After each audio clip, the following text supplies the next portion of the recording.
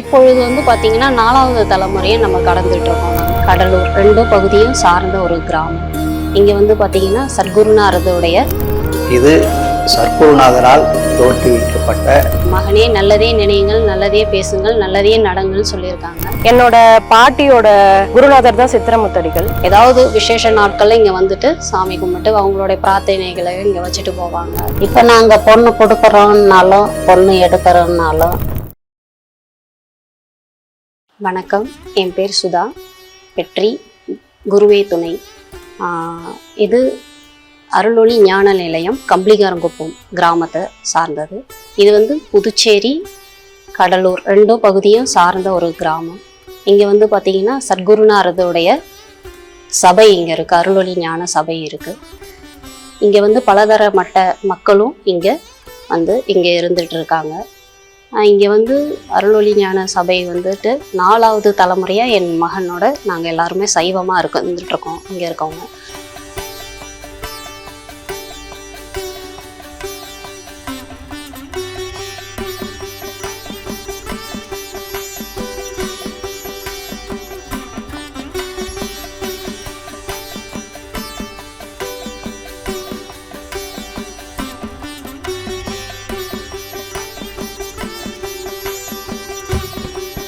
குருநாதரின் வருகைக்கு பிறகு இங்கே பார்த்தீங்க அப்படின்னு சொன்னால் பலதர மக்களும் சைவத்துக்கு எல்லாருமே கிராமம் ஃபுல்லுமே குருநாதருடைய சொற்பொழிவு கேட்டு அவங்களுடைய உபதேசங்களை கேட்டு எல்லாருமே சைவத்துக்கு மாறிட்டாங்க. இப்பொழுது பார்த்தீங்கன்னா 4வது தலைமுறையை நம்ம கடந்துட்டு இருக்கோம். நாங்கள் என் மகன் 4வது தலைமுறையாக இது பண்ணிகிட்ருக்கோம். இங்கே சைவ நெறியை தான் இங்கே பின்பற்றிட்டு இருக்கோம். இங்கே எல்லாமே பார்த்தீங்கன்னா ஒளி வழிபாடுதல் தான் இருக்கும். எல்லாமே இப்போ நம்ம நல்லது விஷயங்கள் ஆகட்டும், இல்லை நம்ம வீட்டில் நல்லது எந்த ஒரு விஷயங்கள் ஆனாலும் அருளொளி பிரார்த்தனை, இங்கே நம்ம குருநாதரை வச்சு பிரார்த்தனை வச்சு தான் நம்ம தொடங்குவோம், எல்லாமே செய்வோம். இந்த அருளொளி ஞான நிலை சபைக்கு பார்த்திங்கன்னா பக்கத்தில் இருந்து எல்லா கிராமத்திலேருந்து ஒரு சிலவங்களும் இங்கே சாமி கும்பிட்டு பிரார்த்தனை வச்சுட்டு அவங்களுடைய வேண்டுதல் என்னவோ அதெல்லாம் இங்கே வச்சுட்டு அவங்களும் சைவமாக மாறிட்டு இருக்காங்க. பலதர மக்களும் இங்கே அவங்க குருநாதரை சந்தித்ததுக்கப்புறம் அவங்கள சைவமாக மாறிட்டு தான் இருக்காங்க. நம்ம இங்கே என்ன வேண்டுதல் வைக்கிறோமோ நம்ம குருநாதர் அதை கண்டிப்பாக இங்கே நிறைவேற்றுவார். நம்ம ஒரே விஷயங்கள் தான், நம்ம மனதார குருநாதர்கிட்ட நம்ம ஒப்படைச்சிட்டு நம்ம நல்ல விஷயங்களே கடைபிடிச்சிட்டு நல்லதை நினச்சிக்கிட்டே போகணும்னு சொல்லுவாங்க. குருநாதர் வாக்குலேருந்து வந்தது. எப்பயுமே நல்லதே மகனே நல்லதே நினையுங்கள், நல்லதே பேசுங்கள், நல்லதே நடங்கள்னு சொல்லியிருக்காங்க.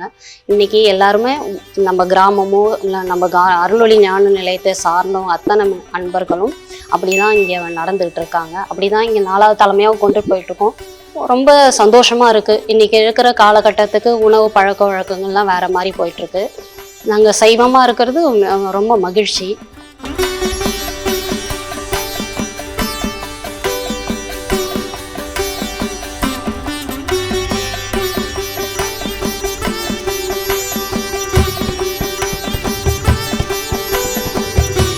இது சத்குருநாதரால் தோற்றுவிக்கப்பட்ட அருளொளி ஞான நிலையம்.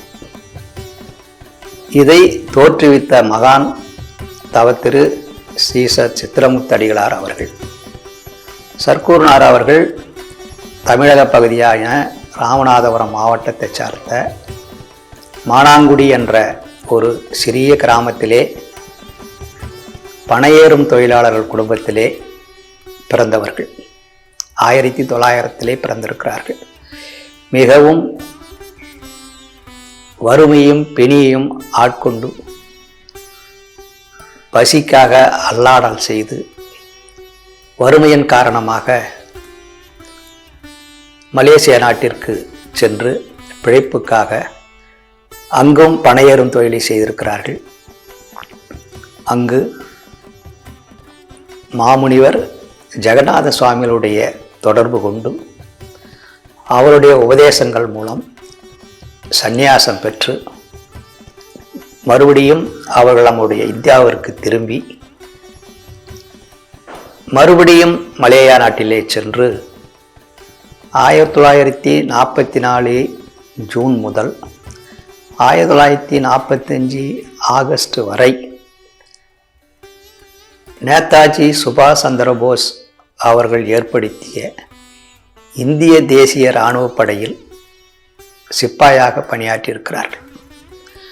அங்குள்ள மக்களையெல்லாம் அழைத்து அருளொளி மார்க்கத்தை தழுவி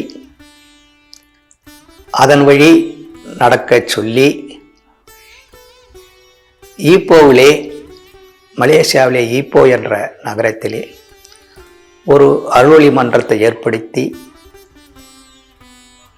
அருட்சோதி வழிபாட்டினை அறிமுகப்படுத்தி இறைவனுடைய ஆன்ம பலத்தை பெற்று வாழ வேண்டும் என்று உபதேசம் செய்தார்கள்.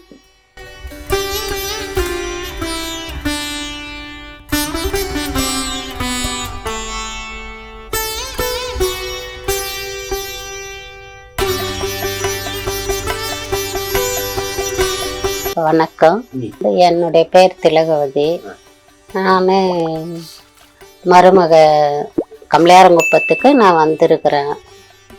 இங்கே எல்லாம் நாங்களும் சைவம் தான்.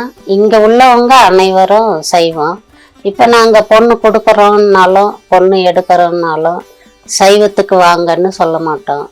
இங்கே இந்த மண்ணை மறிச்சாலே ஐயாவுடைய அருளாலையும் ஆசையாலையும் சைவத்துக்கு வந்துடுறாங்க.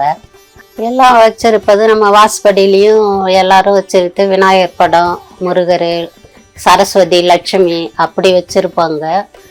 நாங்கள் குருநாதர் படம் தான் இங்கே வச்சிருக்கிறது. நாங்கள் குருநாதரை வணங்குறோம், அதை வச்சிருக்கிறோம். ஆனால் குருநாதர் குலதெய்வத்தையும் வணங்கணும்னு சொல்கிறாங்க, வானான்னு சொல்லலை. முருகப்பெருமான், விநாயகர், ஐயா விநாயகர் கோயிலே கட்டி வச்சுக்கிறாங்க ஐயாவுடைய இல்லத்திலேயே, ஆத்மசாந்தி நிலையத்தில். இப்போ எல்லாம் பூஜை அறையில் நாங்கள் குருநாதர் படம் தான் வச்சிருக்கிறோம். ஐயா சொன்னதில் விநாயகர் படமும் இருக்குது, முருகர் படமும் இருக்குது, அதுவும் வச்சிருக்கிறோம். நிறைய வேற அனாவசியமாக எல்லா படமும் வச்சிருக்க மாட்டோம். எல்லாம் கை விளக்கு, எல்லா விளக்கு வச்சுருக்கோம். நாங்கள் மருமகளாக வந்ததுனால பூஜாரியில் வேற எதுவும் வச்சிருக்க மாட்டோம். அதை மட்டும்தான் பயன்படுத்துவோம்.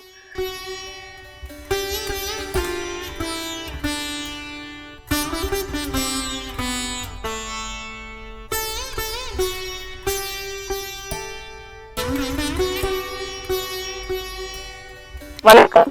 என் பேர் சிரோன்மணி. எங்கள் கிராமம் பேர் கம்பளிக்காரன் குப்பம். நான் சின்ன வயசுலேருந்தே இங்கே தான் வந்துட்டுருக்கேன். இப்போது என்னோட வயசு 30 வருஷமாக, 25 வருஷமாக இதே ஊரில் தான் இருக்கேன். என்னோட பாட்டியோட குருநாதர் தான் சித்திரமுத்தடிகள். அவங்க பரம்பரை வழியாக வந்தது தான் நான். என்னோட பாட்டி தீவிர பக்தை. அதுக்கப்புறம் என்னோட பாட்டி பியூர் வெஜிடேரியன். அவங்க மூலியமாக வந்தது தான் நாங்கள். இப்போ நானுமே பியூர் வெஜிடேரியன் தான். அசைவெல்லாம் நாங்கள் சாப்பிட்றதில்ல. அப்புறம் என்னோட கணவருமே அசைவம் சாப்பிட்டு இருந்தவர் தான். அவரை நான் கல்யாணம் பண்ண அப்புறம் நான் எதுவுமே மாற்றலை. அவங்க ஆட்டோமேட்டிக்காக அவங்களா மாறிட்டாங்க. அது மட்டும் இல்லாமல் இந்த கிராமமே ரொம்ப பழமை வாய்ந்த கிராமம் தான். என்னோட ஹஸ்பண்ட் ஐடி நிறுவனத்தில் தான் இருக்காங்க. அவங்களுக்கு எல்லா மது, மாமிசம் இதெல்லாமே ரொம்ப சகஜமான விஷயம்தான். அதை நானாக மாற்றிருந்தாலும் ரொம்ப கடினமான விஷயம். இது குருவருளால் மட்டும்தான் மாற்ற முடியும். நம்மளால செயற்கையாக செய்யவே முடியாது. ஸோ அவங்க இப்போ ஃபுல்லாகவே மாறி அவங்க குரு பக்தியில் ரொம்ப அதிகமாக என்னை விட மேல் நோக்கி போயிட்டு இருக்காங்க. அதை நினைக்கும் போது அது என்னால் சாத்தியமே இல்லைன்னு நான் சொல்வேன். ஏன்னா அதெல்லாம் ரொம்ப இயற்கையாலும் குருவருனாலும் மாறக்கூடியது. அது நம்மளால மாற்றவே முடியாது. அது மட்டும் இல்லாமல் இந்த உலகத்துக்கு சாமி சொன்னது தான் சைவம் இல்லாருக்கு தெய்வம் இல்லை அப்படின்னு சொல்லியிருக்காங்க. அந்த வாக்கு என்னன்னா, அசைவம் நம்ம சாப்பிடக்கூடாது, மது அறவே கூடாது, இது மாதிரிலாம் இருக்கவங்களுக்கு தெய்வமே இல்லை அப்படின்ற ஒரு சின்ன வாக்கியம் தான் சொல்றாங்க. அது எல்லாமே அருள் வாக்கு. அதே தான் வள்ளலாரும் சொல்லியிருக்காரு, ஜீவகாருண்யமே மோட்ச விட்டுன்னு திறவுகோல் சொல்லிட்டு. இது பாத்தீங்கன்னா சர்க்குருநாதர் பயன்படுத்திய சாய்வ நாற்காலி. இது சர்க்குருநாதர் இங்க உள்ள தியானம் பண்ணிட்டு இங்க சர்க்குருநாதர் அருவமா இங்க இருக்கிறாங்க அப்படிங்கிறதுக்காக உட்காந்து இங்க பிரார்த்தனை பண்ணிட்டு போவாங்க. பிரார்த்தனை பண்ணிட்டு போனா அது நிறைவேறுது. அதை இங்க வரவங்களுக்கு பயன்பாட்டுக்கு இருக்கணும்னு சொல்லிட்டு இரும்பு வேலி போட்டு இங்க ஆசிரமத்தை சார்ந்தவங்க இதை பத்திரமா பாதுகாத்து கொண்டு இருக்கிறோம். ஆசிரமத்தை சார்ந்தவங்க பணி நிமித்தமா வெளியில இருக்காங்க. வெளிநாட்டிலேயோ இங்க மெட்ராஸ்ல எல்லா இடத்துலையும் பணி நிமித்தமா ஆசிரமத்து பிள்ளைங்கள்லாம் போயிட்டு வெளியில வேலை செஞ்சுட்டு இருக்காங்க. அவங்க சார்ந்த பிள்ளைகளோட இங்க ஆண்டுதோறும் ஏதாவது விசேஷ நாட்கள்ல இங்க சாமி கும்பிட்டு அவங்களுடைய பிரார்த்தனைகளை இங்க வச்சுட்டு போவாங்க. அவங்களால முடிஞ்ச குரு தொண்டை இங்க தொடர்ந்து செஞ்சிட்டு இருக்காங்க நம்ம ஆசிரமத்து பிள்ளைகள். அவங்க இப்ப சங்கதிகளுக்கும் அந்த விஷயங்களை அவங்க வந்து சொல்லி கொடுத்துட்டு இருக்காங்க. இங்கே எல்லாமே அருளொளி வழிபாடு தான். நம்ம திருமணமாகட்டும் இல்லை இறப்பாகட்டும் எல்லாமே குருநாதருடைய எந்த ஒரு விசேஷங்கள் செஞ்சாலும் அருளொளி வழிபாடுகளோடு தான் தொடங்குவோம். குருநாதர் காலத்துலேருந்து இங்கே 4வது தலைமுறையாக அதுதான் பண்ணிட்டு இருக்காங்க. பொதுவாக இங்கே இறந்துட்டா எல்லாமே அருளொளி வழிபாடு தான் செய்வோம். யாரும் அழமாட்டாங்க. அருளொளி பிரார்த்தனை பண்ணிட்டு அவங்கள வந்து சமாதி பண்ணுறது தான் இங்கே வழக்கம்.